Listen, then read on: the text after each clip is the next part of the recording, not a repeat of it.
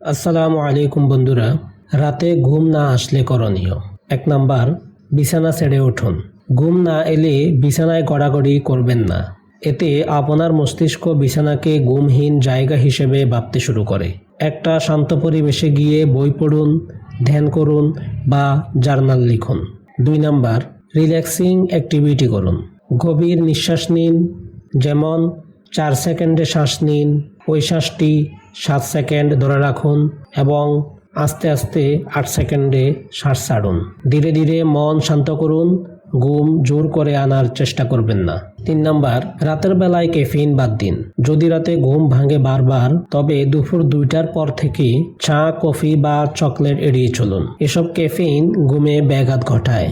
4 number, ঘরের তাপমাত্রা check করুন। রুম বেশি গরম বা ঠান্ডা হলে ঘুমে সমস্যা হয়। আদর্শ ঘুমের জন্য রুম রাখুন একটু ঠান্ডা, প্রায় 18 থেকে 20 ডিগ্রি সেলসিয়াস। 5 নাম্বার, মাথায় চিন্তা ঘুরপাক খেলে একটা জার্নাল বা ডায়েরি রাখুন। ঘুমানোর আগে মাথায় যা ভাবনা আসে লিখে ফেলুন। এতে চিন্তা মাথা থেকে কাগজে চলে যায়, মন হালকা হয়। ধন্যবাদ।